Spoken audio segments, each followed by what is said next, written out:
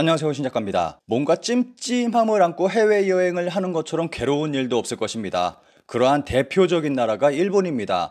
아무 생각 없이 여행한다면 아무런 문제가 없겠지만 진실에 눈을 뜨게 된다면 정말 괴로운 여행이 될 수 있는 나라가 일본이라고 생각합니다. 최근 대만에서는 이런 일본의 찜찜함이 논란이 되고 있습니다.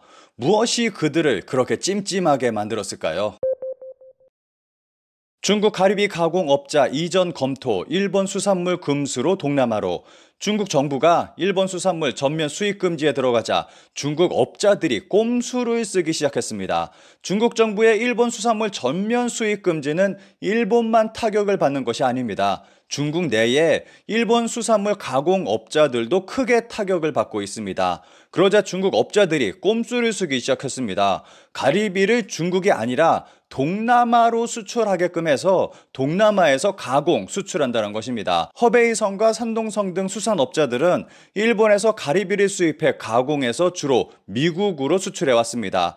이제는 동남아산 가리비로 수출기를 열려고 준비하고 있는 것입니다. 특히 태국은 수산 가공업체가 많아서 가공 거점이 될 가능성이 유력시되고 있고 베트남 등도 후보지로 올라 있는 상태입니다. 이르면 연내에 동남아에서 가공이 시작될 가능성이 있다고 알려졌습니다. 일본 현지에서는 중국의 이러한 모습을 크게 반기고 있습니다. 이러한 방법이 얼마나 큰 효과를 볼 수 있을지는 지켜봐야 할 것입니다. 관련 기사는 일본에서 큰 관심을 모으고 있고 많은 댓글이 달리고 있습니다. 국내 가리비는 몇 년 전부터 상당히 비싸졌다. 해외 수출로 가리비 가격이 급등하면서 국내 가리비 어업인들은 큰 돈을 벌고 있다. 그래서 지금 상황은 전혀 동정할 수 없다. 우선은 국내 가리비 가격을 낮추고 국내 수요를 늘리는 게 먼저잖아. 중국 의존은 위험하다고 했던 만큼 진작부터 국내와 우호국에 분산했어야 했다. 지난 일은 어쩔 수 없으니 앞으로는 그래야 한다. 가리비의 국내 가격이 떨어지면 국민들도 그 어느 때보다 구입해 줄 것이라고 생각한다. 이럴 때 혁신해야 합니다. 기계로 껍질 벗기기 가능하지 않을까요? 기계라면 일본에서도 충분히 할 수 있다. 가격도 사람도 문제없다. 재빨리 동남아시아로 이전한 곳에 외주 따위는 그만두는 것이 좋다. 적어도 절반 정도는 다른 방법을 생각해야 한다. 이런 것에 현혹되어서는 안 된다. 그런 일을 한 업자에게는 보조금을 주지 말아야 한다. 새로 가공 루트나 판매 루트를 국가가 빨리 생각해야 한다. 지금만의 얘기가 아니다. 가리비 업자에게 보조금을 줬으니까 해결될 거라고 생각하면 안 된다. 보조금도 세금이다. 마음대로 쓰면 곤란하다. 저는 개인적으로 일본 음식 중에 가장 조심해야 할 것이 물이라고 생각합니다. 도쿄의 물은 맛있다, 맛없다, 한국인과 중국인이 일본에서 놀란 것. 일본의 수돗물을 마신 한국인과 중국인이 놀라움을 금치 못했다는 내용의 2022년 기사입니다. 기사에서는 일본의 수돗물은 굉장히 엄격한 검사 기준을 통과해 깨끗해서 안심하고 마실 수 있다고 설명하고 있습니다.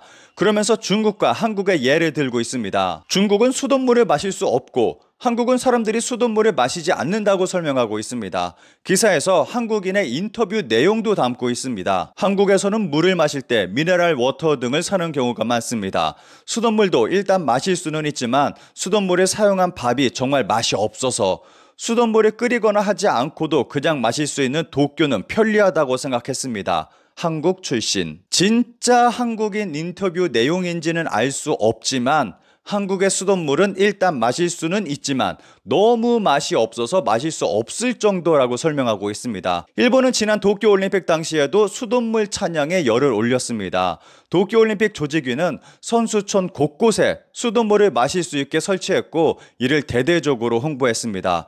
그런데 과연 일본의 수돗물은 안전하고 그대로 마셔도 되는 것일까요? 수돗물의 위험성은 그대로 마시는 것은 오케이?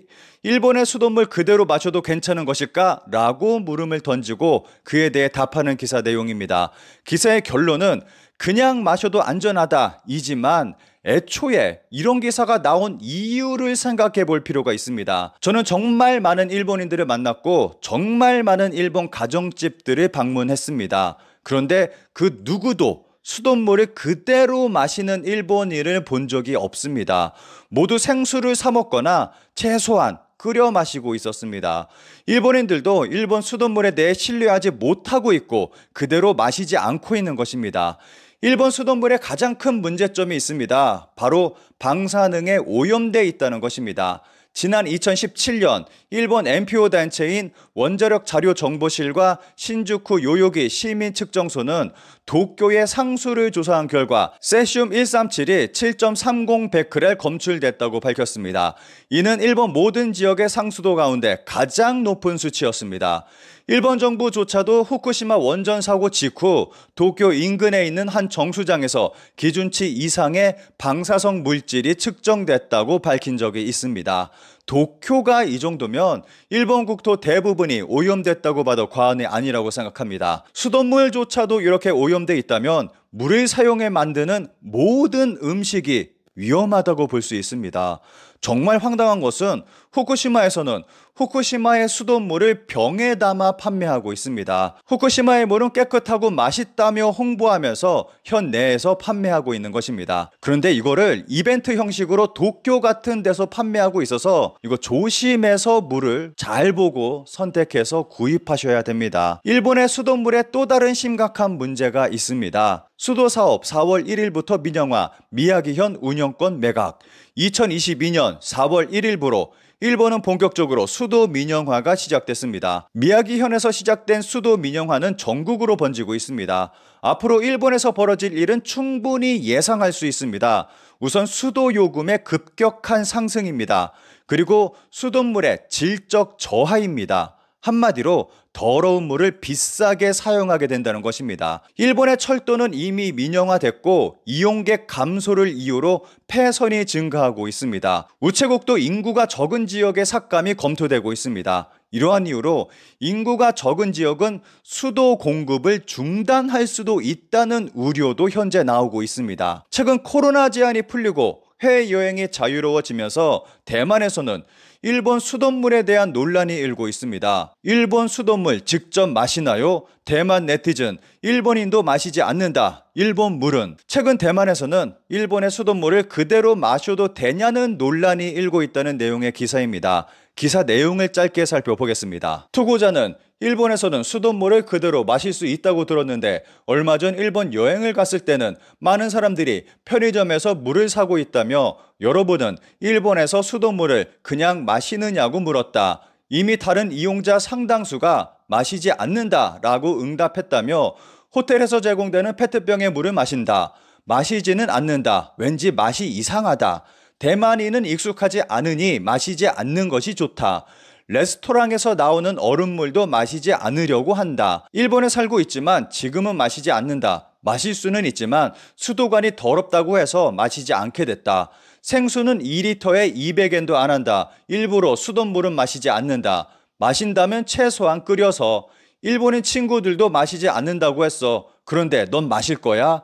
최근에는 일본인들도 물을 사거나 워터서버에서 마신다 등의 목소리가 잇따랐다고 한다. 일본 식당에서 나오는 물도 기본적으로 수돗물을 그대로 사용하고 있습니다. 이것 때문에 식당물을 마시지 않는다고 답변하는 사람도 있었습니다. 관련 기사에 달린 대표적인 댓글 딱 2개만 살펴보면서 마치겠습니다. 아시아에서 수돗물을 그대로 마실 수 있는 나라는 일본뿐이어서 대만인이 마시지 않는 것은 당연하다. 일본 이외의 나라에서는 페트병 이외의 물은 마시지 않는 것이 기본이다.